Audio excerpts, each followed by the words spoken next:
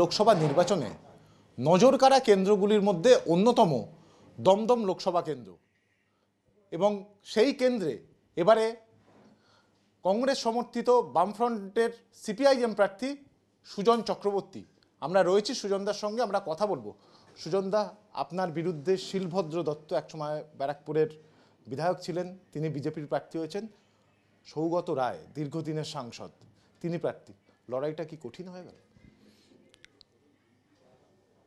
দমদম লোকসভা কেন্দ্রে বামফ্রন্ট আমাকে প্রার্থী মনোনীত করেছে, কংগ্রেস সমর্থন দিয়েছে বা ধর্মনিরপেক্ষ শক্তি সবাই সমর্থন দিচ্ছে। বিজেপি এবং তৃণমূলকে পরাজিত করাটা, বাম শক্তিকে নিশ্চিত জয়ের পথে নিয়ে যাওয়াটা, এটাই আমাদের মানুষের কর্তব্য, মানুষের দায়িত্ব, মানুষের মনোভাব, আমি যা বুঝেছি। ফলে কে ব্যক্তি, তার চেয়ে বড় কথা হচ্ছে বিজেপির এই নীতির বিরুদ্ধে লড়াই, দেশ বেঁচে দেবার নীতি সর্বনাশ হয়ে যাচ্ছে। আরেকবার বিজেপি ক্ষমতায় আসলে সবাই পরে বুঝতে পারবেন যে দেশের সংবিধান, গণতন্ত্র, ধর্মনিরপেক্ষতা, এই ভিত্তিটা 12টা বাজিয়ে দেবে। অর্থনীতি ক্ষেত্রে যা হচ্ছে সে তো বটেই। পশ্চিমবাংলায় তৃণমূল সবাই বুঝতে পারছেন যে একটা লুঠের রাজত্ব, ছেলে মেয়েদের জীবন শেষ, মানুষ অসহায় অবস্থার মধ্যে আছে, চোখ রাঙানি চলছে। অনুব্রত, শিবু, শাহজাহান এদের রাজত্ব চলছে, এই কখনো মেনে নেওয়া যায় না। ফলে আমার কাছে লড়াইটা রাজনৈতিক। সৌগতবাবু আমার প্রতিপক্ষ প্রার্থী, উনি কংগ্রেসের এমএলএ ছিলেন, কি পরে তৃণমূলের এমপি হয়েছেন। আবার শিলভদ্র দত্ত, তিনি তৃণমূলের এমএলএ ছিলেন, এখন বিজেপির এমপি হয়েছেন। কেউ কেউ বলছিল যে আমার বিরুদ্ধে লড়াইটা হচ্ছে একজন তৃণমূল আর একজন প্রাক্তন তৃণমূল, এই দুয়ের লড়াই। আমি এইভাবে দেখছি না, প্রত্যেকের দাঁড়াবার অধিকার আছে, ওরা দাঁড়িয়েছেন, আমি ওদের শুভেচ্ছা জানাই। আমার চাইতে অনেকটাই বড় সৌগতদা, তাকে আমার শুভেচ্ছাই জানানো উচিত। প্রায় সমবয়সী বা একটু বড় হতে পারে শিলভদ্রবাবু, দুজনেই আমার পরিচয়, সেটা ব্যক্তি পরিচয়টা বড় কথা না, আমি দুজনকেই শুভেচ্ছা জানাচ্ছি। লড়াই মানুষের লড়াই, মানুষ জিতবে। সুজন চক্রবর্তী মানে যাদবপুর কেন্দ্র, 2004-এর সাংসদ, পরবর্তী সময় বিধায়ক, সেটাও যাদবপুর থেকে। এবারে সেই যাদবপুর কেন্দ্র থেকে সরে এসে দমদম, এটা কেন? সুজন চক্রবর্তী মানে যাদবপুর বিশ্ববিদ্যালয়, এভাবে আপনি দেখতে পারেন। সুজন চক্রবর্তী মানে গ্রাম বাংলার ছেলে, আপনি সেভাবে দেখতে পারেন। সুজন চক্রবর্তী মানে এসএফআই 24 পরগনা কি পরবর্তীকালের পশ্চিমবঙ্গ রাজ্য, তার সম্পাদক, সারা দেশের সম্পাদক, আপনি সেভাবে দেখতে পারেন। এইগুলো তো সময় সময় বদল হয়। তখন তো পরিচয়টা ছিল সুজন মানে এসএফআই রাজ্যের সম্পাদক, কি সুজন মানে এসএফআই সারা দেশের সম্পাদক, ওটা একটা পরিচয় ছিল। পরে যাদবপুরের সাংসদ কি বিধায়ক যাদবপুরের, তার আগে বারুইপুরের, সেটা একটা পরিচয় ছিল। আমার কাছে যাদবপুর খুবই গুরুত্বপূর্ণ, আমার অবশ্যই ভালো লাগার জায়গা। আমি যাদবপুর বিশ্ববিদ্যালয়ের ছাত্র ছিলাম বটে।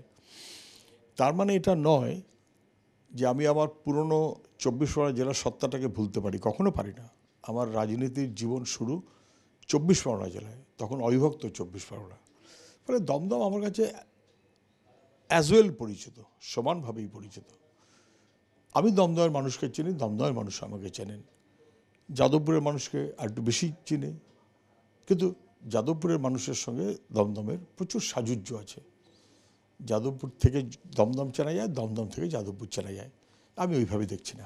আপনার শিক্ষাগত যা যোগ্যতা বা বিভিন্ন ক্ষেত্রে আপনার সেই যোগ্যতার নিরিখে বলা যায় যে একটা কর্মক্ষেত্রে একটা বড় জায়গা নিয়ে আপনি থাকতে পারতেন, সেখান থেকে ছেড়ে রাজনীতি। আমি যেদিন যাদবপুর বিশ্ববিদ্যালয়ে ভর্তি হই জয়েন্ট এন্ট্রান্স পরীক্ষা দিয়ে, তখন আমাকে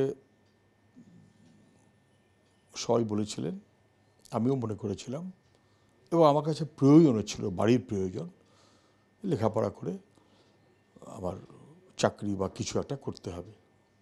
কিন্তু পথ চলতে চলতে আমি in fact late 60s early 70s, একেবারে বাচ্চা ছেলে, তখন থেকে আমার মনে কতগুলো জিনিস জাতীয় আন্তর্জাতিক স্তরে গভীর রেখাপাত করে। আমি ছোটোবেলা থেকে খবরের কাগজ পড়তাম, তখন রেডিও নিউজ শুনতাম, ওটা আমার অভ্যাসের মধ্যে ছিল, হ্যাবিটের মধ্যে ছিল, ভালো লাগতো আমার। বড়রা হয়তো তাই নিয়ে দু একশো পিছনে লেগে, কিরে তুই আর ক্লাস 3-তে পড়িস, তুই কাগজ পড়ছিস, দিয়ে আমাদের যেরকম হয় আর কি তখনকার সময়। ফলে আমার দেখে শুনে চলতে চলতে এটা মনে হয়েছে যে ঠিকই ফার্মাসিউটিক্যাল টেকনোলজিতে ব্যাচেলার্স মাস্টার্স করে আমি পিএইচডি করেছি। আমার বন্ধুরা কেউ কেউ ভেবেছে যে সুজন কি বোকারে, এত সুখের চাকরি করতে পারতো, ব্যবসা করতে পারতো। আমার বন্ধুরা একটা বড় অংশ বিদেশেও থাকে, তারাও পারলে একই রকম মনে করেছে। একটা বড় অংশ দেশের বিভিন্ন জায়গায় অধ্যাপনা করে, কি বড় চাকরি করে। কেউ কেউ এরকম ভাবছিল যে লাখে লাখে টাকা পাওয়া যেত, সুজনের কাছে এগুলো কোনো গুরুত্ব নেই। আমি যদি বলেন, আমার কোনো না কোনো কারণে এটা মনে হয়েছে যে বিপন্ন মানুষের পাশে দাঁড়ানোর চাইতে বড় কাজ কিছু হতে পারে না। আমার একদম ছোটোবেলা থেকে আমার খুব আইডিয়াজের মধ্যে ক্ষুদিরাম, প্রফুল্ল চাকি, বিনয় বাদল দীনেশ কিংবা নেতাজি সুভাষ বোস আইসিএস পাশ করলো, পলিটিক্যাল ভেরিফিকেশান ছেড়ে দিয়ে চলে আসলো, একটা হিরো। কিংবা আন্দামান সেলুলার জেল, সেখানে একের পর এক কমিউনিস্ট হচ্ছে, কোনো কম্প্রোমাইজ করছে না। এগুলো আমার কাছে খুব একটা হিরো আমার মনে হতো। এবং তার থেকে এদের জীবন চর্চা, তাহলে মানুষের জন্য কাজ করা, দেশের জন্য কাজ করা। আমার কাছে রাজনীতির মানে হচ্ছে মানুষ, রাজনীতি মানে হচ্ছে দেশের মানুষ, দেশের জন্য কাজ করা। রাজনীতি মানে এক একজনের কাছে এক এক রকম হতে পারে। কারোর কাছে রাজনীতির মানে বিশাল বিশাল বাড়ি, বেআইনি সম্পদ, সম্পদের পর সম্পদ, দেশ বিদেশে টাকা রাখার জায়গা, নানান রকম এটা ওটা সেটা ইত্যাদি ইত্যাদি। তারপরে ইডি সিবিআই কেস খেয়ে দিল্লির সরকারের পায়ে হাত দিয়ে পড়ে থাকা। কারোর কাছে হতে পারে হাতে হাতে টাকা নিয়ে থ্যাংক ইউ বলে দেওয়া। আমার কাছে রাজনীতির মানে কিন্তু ব্যক্তি না, আমি না। আমার অসুবিধা হতে পারে, কষ্ট নিশ্চয়ই হয়, যেভাবে সারাদিন কাজের মধ্যে থাকি কষ্ট হতে পারে, কিন্তু সেই কষ্টের মধ্যে একটা আনন্দ আছে। যা করছি স্বচ্ছতার সাথে করছি, সততার সাথে করছি, মানুষের জন্য করছি। তাতে যদি মানুষের মুখের হাসি ফোটাতে পারি, দারুণ খুশি। আমি 2004-এ ইউপিএ সরকার যখন পার্লামেন্টের মেম্বার ছিলাম, ওই তো প্রথম। আমি তো গর্ববোধ করি যে ভারতবর্ষের সরকার যখন 61 জন এমপি বামপন্থীদের, তখনই 100 দিনের কাজের আইন, তখনই আরটিআই অ্যাক্ট, তখনই কার্যত খাদ্য সুরক্ষার বন্দোবস্ত আইনটা চালু হলো কদিন পর, তখনই মিড ডে মিল সহ, মানে বিপন্ন। তখনই বিদেশ থেকে কার্যত এমনভাবে একটা চাপ সৃষ্টি হচ্ছে যে ব্যাংক, বিমা সব বেসরকারিকরণ করে দেবে। উই স্ট্যান্ড ইন এগেইনস্ট, না করতে দেবো না। আমরা 61 জন ছিলাম। বামপন্থীরা যে একটু সংখ্যায় বেশি থাকলে মানুষের লাভ, আমি সেই মানুষের হয়ে কাজ করার অংশীদার হতে পেরেছি। এর চাইতে বড় গর্ব, ভালো লাগার কি হতে পারে? ওই কাজটাই ভবিষ্যতে আরও বেশি সাংসদ বামপন্থী মনোভাব নিয়ে দেশকে বাঁচাতে হবে, বাংলাকে বাঁচাতে হবে। আর একটা বিষয় মনে পড়লো হঠাৎ এই কথা বলতে বলতে, একটা ছবি দেখেছিলাম, যে ছবিটায় বিমানদা সামনে বসে রয়েছেন, তখন বিমানদা বোধহয় এসএফআই ছাড়ছেন বা এরম, গৌতম দা রয়েছেন, আপনি, নিরুৎপল বসু সেই সময়, এবং সেই সময় একটা স্টাইলিশ চোখে রোদ চশমা পরা সুজন চক্রবর্তী, এখন পক্ককে সুজন চক্রবর্তী। এই যে বিষয়টা যখন এখন বলে যে সুজনদার বয়স হয়ে যাচ্ছে, কোথাও খারাপ লাগা তৈরি হয় কি? এবং ওই ছবিটা একটা মানে দারুণ একটা স্টাইলে ছবিটা দেখেছি। আমার বয়স হয়ে যাচ্ছে এটা লোকে বলে না, কিন্তু আমাকে কেউ জিজ্ঞেস করলে আমি বলি আমার 76 বছর বয়স। এটা এই কারণে বলি, আমার তো 76 নয়, সবাই জানে, আমিও জানি, 65, 64 প্লাস 65। কিন্তু আমি কেন 76 বলি লোকে বলে না। লোকেরা কী বলছেন আপনি শক্ত সমর্থ হয়ে। আমি এই মনোভাব থেকে বলি যে আমার পরের প্রজন্মের প্রতি আমাদের দায়িত্বটা আসলে বেশি। আমাদের বুঝতে হবে যে পরের প্রজন্মকে গড়ে তোলাটা আমাদের কাজ, সেই মনোভাবেই আমি চলি। আপনি যে ছবিটার কথা বলছেন, ওটা 1927 সালের ছবি, কলকাতায় ছাত্র সমাবেশ। বিমানদা তার অনেক আগেই ছাত্র ছেড়েছেন, কিন্তু বিমানদা আমাদের রাজ্যের ছাত্রদের অভিভাবক সম, এই রাজনৈতিক সন্ন্যাসী, কোনো সন্দেহ ব্যাপারে নেই। বিমানদা সেই সভাতে বক্তা, গৌতম দা, আমি সহ, মানব মুখার্জি, নীলোৎপল বসু, আমরা সবাই ছিলাম। ওই ছবিতে আপনি আমার কুচকুচে কালো দাড়ি, এখন যেমন লোকে সাদা চুলে আমায় আইডেন্টিফাই করে এবং ধবধবে সাদা, তখন আমাকে আইডেন্টিফাই করতো দাড়ি সুজন, দাড়িওয়ালা, ঘন কালো দাড়ি। আর আমি যেটা পড়তাম, আমি গগলস পড়তাম না কোনোদিনই, খুব স্টাইলিস্ট অ্যাপ্রোচটা হয়তো আমি নিতে পারিনি কখনো, কিন্তু ফটোক্রোমেটিক লেন্স, মানে রোদ আসলে একটু রোদকে চাপা দেওয়া, ওটা আমি খুব ব্যবহার করতাম তখন। একটু চোখে অসুবিধা হতো বলেই, পরে আমি দেখেছি চোখের অসুবিধা ঠিক হয় না, এখন আর যে কারণে সেটা পড়ি না, কিন্তু প্রয়োজন হলে পড়তেই হয়। ফলে স্টাইল বা ইত্যাদি কথা না, দাড়ি তখন ওটা একটা আইডেন্টিটি, এখন পাকা চুল সেটা একটা আইডেন্টিটি। 27 সালে ন্যাচারালি আমার এখন যা বয়স তার চেয়ে অনেকটাই বয়স কম হবে, 36টা বছর কম হবে। 27 সাল মানে তো 36, 13 আর 23, 24 ধরলে 37 বছর। তখন তো আরেক রকম, তখন তো মধ্য গগন কেন, আর্লি, গগনের আর্লিতে আছি, খুব ভালো। That is a life. আমার তো খুব বরাবরের কথা হচ্ছে, ওয়ান্স এসএফআই অলওয়েজ এসএফআই।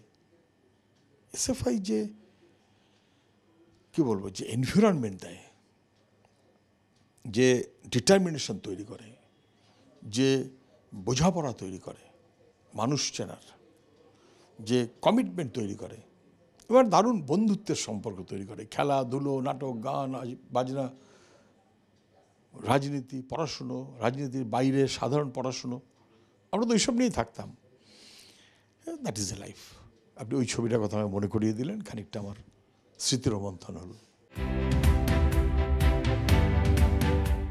একটা জিনিস জিজ্ঞেস করব যে এইরকম পরিস্থিতিতে আপনার প্রাক্তন একজন সহকর্মী যখন আপনার বিরুদ্ধে দুর্নীতির অভিযোগ আনে, সমীর পুততুণ্ড, কোথাও খারাপ লাগে না সুজনদা?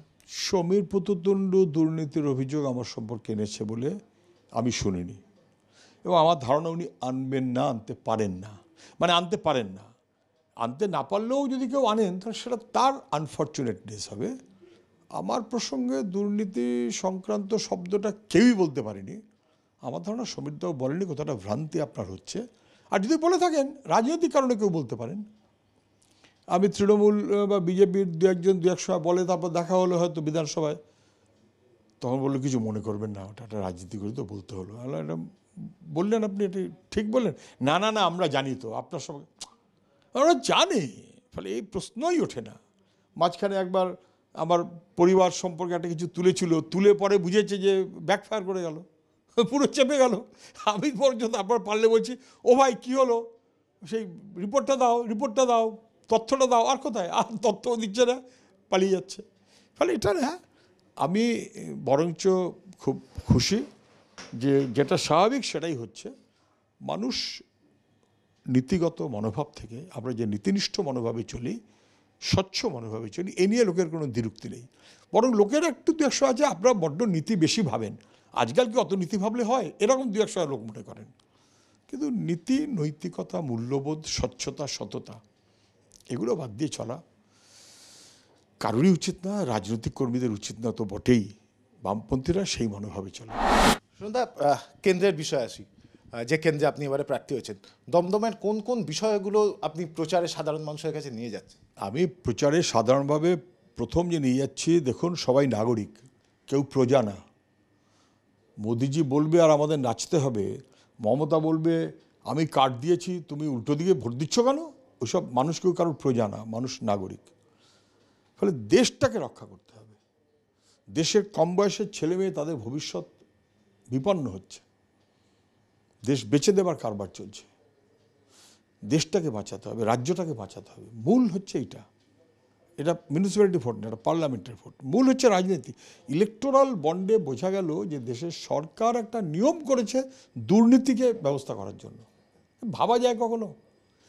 এবং আমাদের দেশ একটা এমনভাবে চলছে যে বিদেশে আমাদের দেশ সম্পর্কে ক্রমশ মানুষের বিতৃষ্ণা বাড়ছে, ভয়াবহ, খুব খারাপ হচ্ছে। ফলে দেশকে বাঁচাতে হবে। আমাদের বাংলা যা চলছে সবাই বুঝতে পারছেন। দমদমের মানুষ সচেতন। এই গত কয়েক বছরের মধ্যে এই তৃণমূল আসার পরেও আমি এখন যেখানে বসে আছি, পানিহাটির আশপাশ, প্রিয়া বন্ধ হয়েছে, ডাকব্যাগ বন্ধ হয়েছে, ট্র্যাডিশনাল, আজকের না, বহু পুরনো। নানান কিছু, যেসব বিক্রি হচ্ছে, যেসবের জমি বিক্রি হচ্ছে, সৌগতবাবু এমপি, যেসবের জমি বিক্রি হচ্ছে, আমি কদিন আগে গেছিলাম, ওয়ার্কাররা আমায় ধরে যা বললেন, সেটা উত্তর সৌগতবাবুদের দেওয়া উচিত, দিতে পারবেন না, এইরকম সব পরপর। ফলে জুট মিল, এখানে জুট মিল, জুট শ্রমিকদের যখন আমরা 61 জন ইউপিএ 1, তখন জুট ব্যাগের জন্য আবার নতুন নীতি প্রণয়ন করা হলো।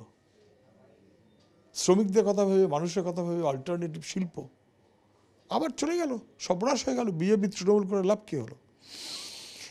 ফলে শ্রমিকদের শ্রমকোড, শ্রমিকদের অধিকারগুলো কেড়ে নেওয়া হচ্ছে।